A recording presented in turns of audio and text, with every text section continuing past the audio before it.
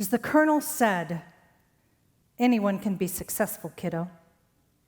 Choose to be significant. Open your mind to new possibilities. Now, sometimes that means that we have to be willing to learn and grow from our mistakes and our misfortunes. My passion is building a brand new generation of leaders.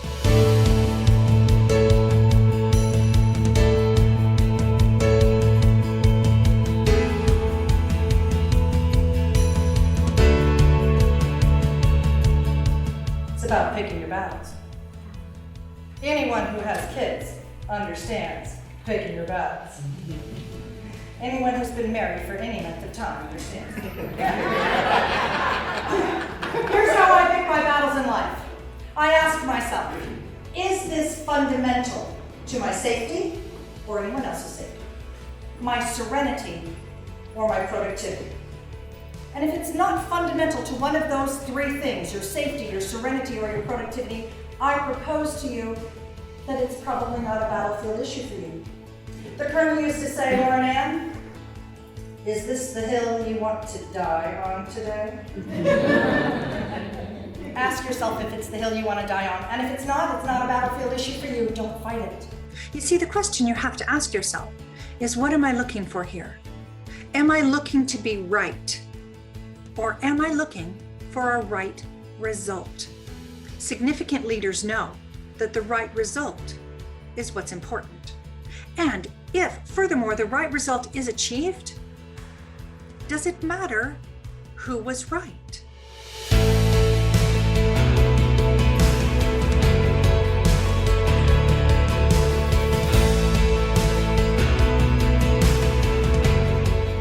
Dad spent countless hours and what my mother called an obscene amount of money building a remote control model airplane. This thing was massive. It had a 6-foot wingspan and took up all of the space in the garage during the year and a half that he spent building it. I remember the anticipation and the excitement on that fall morning when we all climbed into the Jeep, pulling the plane in a flatbed behind us, and we drove out to the mesa south of Chandler, Arizona. Finally, everything was ready. Dad grabbed the control box and fired up the propeller. Here goes nothing. Slowly, he pushed the throttle lever forward, and the plane started moving down the runway, faster and faster. And it seemed before we could blink, the bird was in the air and flying and flying and flying and flying. Mom squinted into the sun. Are you going to turn it back before it gets out of range? We watched it get smaller in the distance. I'm not quite sure how to do that. I didn't think that far ahead. I didn't think she'd actually fly today. So there we all stood, watching a year and a half of Dad's life and an obscene amount of money fly off into the distance, never to be seen again.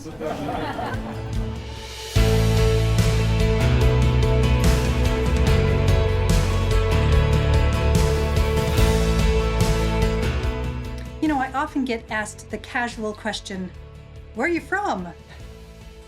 I grew up in the Air Force. I'm not from anywhere. Well, Mom never let Dad forget that last lost toy. The lessons we learned from that costly mistake were invaluable. We learned to expect the unexpected. We learned to always have a backup plan. 9 essentials of significant leadership came about organically. First, you have to know your own value. Secondly, a daily choice to treat all people with respect.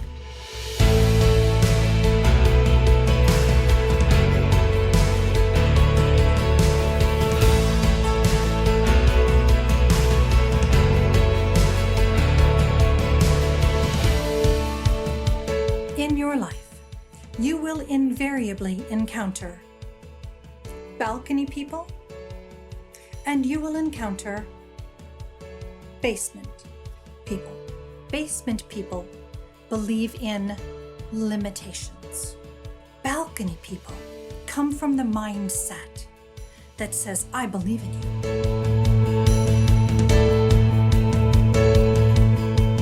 you. Success is about me. Significance, on the other hand, is about we. If you focus and keep those 9 essentials of significant leadership in front of you in every decision that you make, you will grow into being a significant leader. I was flying through Charlotte on that day. I had a 3-hour layover. I got off of the plane, and after I got off the jet bridge, I did what everyone does when they get off the jet bridge, and that is what? They go to the bathroom. And I come around the corner, and I hear someone singing in the bathroom. So I continued on in, and I encountered Valerie. Valerie stood 5 feet, 5 inches tall. She wore wire-rimmed glasses, had cornrows in her hair, and wore a crisp, starched uniform shirt. No lines, no waiting, no lines. Everybody gets a seat. Everybody gets a seat. Hey, welcome to Valerie's Happy Restroom. And as she guided me to the large corner stall, she says, oh, looky here. I got that's for you. I had a 3-hour layover, so I found out when she had a break, and I offered to buy her a cup of coffee. You see, I wanted to find out the secret to her success. I mean, I was enjoying my job. I wasn't singing about it. If she could have such an amazing attitude and such a seemingly menial job, I wanted to know what she was drinking. So we sat down for coffee. She says, ain't no secret, Miss Long. Sunshine on the inside makes sunshine on the outside. If you can't have fun at work, don't go. Ain't nobody responsible for sunshine but you. You gotta make your own sunshine.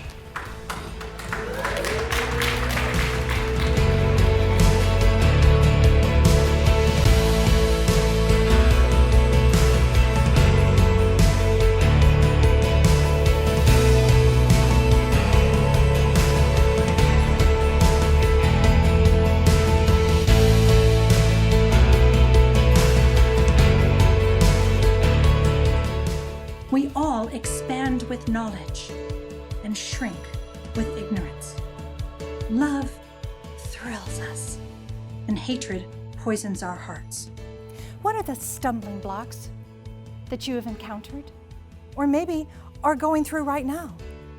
Granted, some of them may be bigger than seeing a couple of $1,000s in a year and a half of your life fly off into the distance, never to be seen again.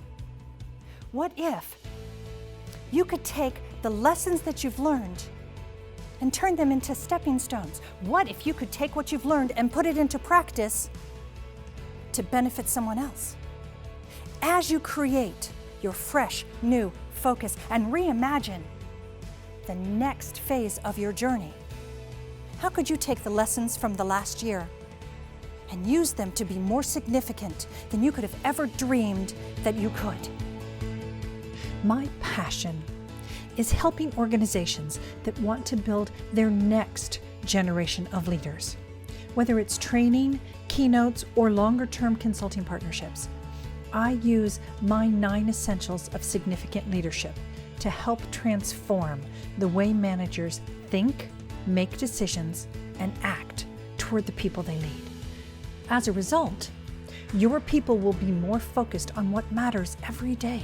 They'll lead with compassion and integrity, and they'll create and model standards of excellence that others will aspire to and follow, all centered behind a common goal and vision. That's what significant leadership is. Anyone can be successful. I want your people to be significant.